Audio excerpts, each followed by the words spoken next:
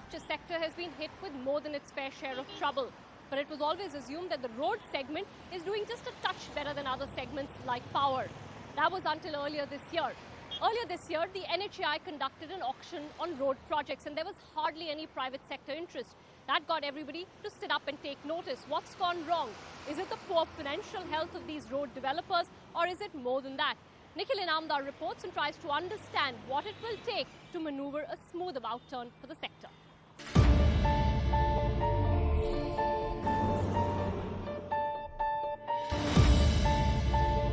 Over 90 roads projects under implementation delayed. Between 40 to 50 projects on sale under distressed conditions. And some of India's biggest road infrastructure companies sitting on a mounting debt pile.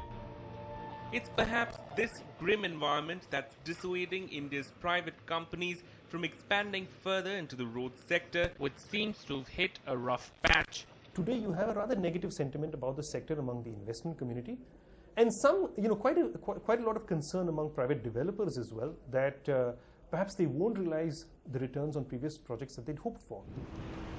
The most telling sign was the recent auction by the NHAI, or the National Highways Authority of India, where barely 300 kilometers of road contracts were bid for as against a target of over 1,500 kilometers. Two projects, including the Madurai-Ramanathapuram section, didn't witness any participation at all.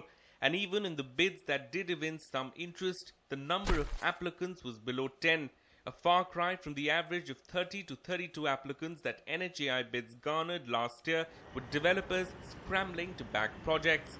For Prime Minister Manmohan Singh, who set an ambitious target of 9,500 kilometers of road building for this year, these are worrying trends as they come in after a bumper year for the government, where the NHAI managed to award more than 7,500 kilometers of roads, with developers often paying a premium to back these projects. Ironically, it's perhaps the developers themselves who are partially to blame for this current crisis that's hit the Indian highway sector. Years of unrestrained exuberance and fierce competition characterized bidding for roads projects in the last 5 years, as engineering and construction firms marched into the BOT space lured by high returns. The period between 2007 and 11 saw the number of applicants participating in NHAI auctions increase from 6 to 30, leading to irrationally aggressive bids from developers who often compromised on their ROEs. Of the 49 projects awarded in 2011 and 12, for instance, a whopping 32 were bid at a premium, and the government had to pay viability gap funding, the amount paid to developers to make a project financially attractive, for only 13 projects. But as the economy slowed, calculations on toll collections went haywire, and the cost of servicing already accumulated debt also rose. The actual traffic numbers seem to be coming much lower than the forecast, and in many cases as low as even 45% below the forecast, with the result that the cash flows that are available for these projects, for these BOT projects as you put it at the beginning, for them to be able to generate adequate cash flows to meet debt service commitments is coming under strain. A steep rise in the debt-to-equity ratio of a lot of developers has forced the likes of GMR, Lanco, IVRCL and Ashoka Buildcon to scout for equity investments to reduce their leverage. As the financial position of road developers started to look tenuous and debt started to pile up, banks also became cautious about further lending to the sector, and loan growth to the sector slipped to 24% in financial year 11-12, down from the average 42% seen between financial year 2007 and 2010. In fact, industry estimates are that out of the 49 projects awarded last year by the NHAI, barely 14 have managed to achieve financial closure.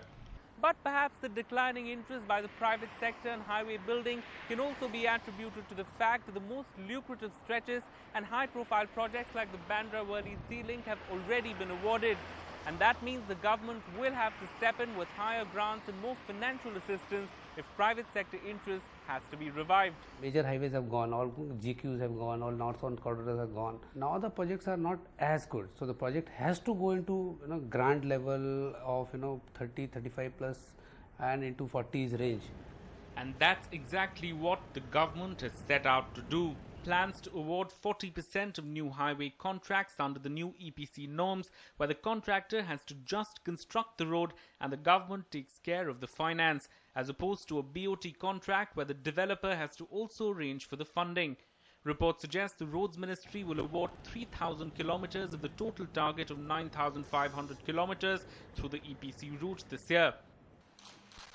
Add to that the PM's move to relax norms to enable easy transfer of government land for projects under public-private partnerships. One of the key hurdles for growth in the sector makes developers believe growth could return soon. Under the present norms, government land transfers have to get a cabinet nod. But this relaxation could help the NHAI or other authorities to do away with this condition and expedite the award of projects. Organizations such as NHAI may not require to take each individual project to the cabinet for clearance.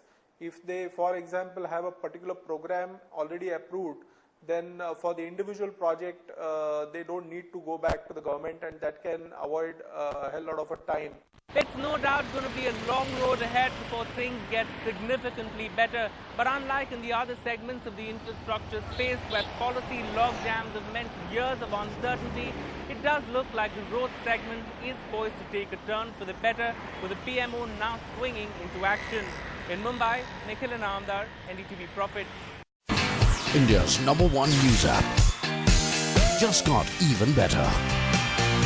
Download NDTV's new app. Fully optimized for retina display. Full screen view. Faster response time. And Sudoku. NDTV's new iPad app. Download now.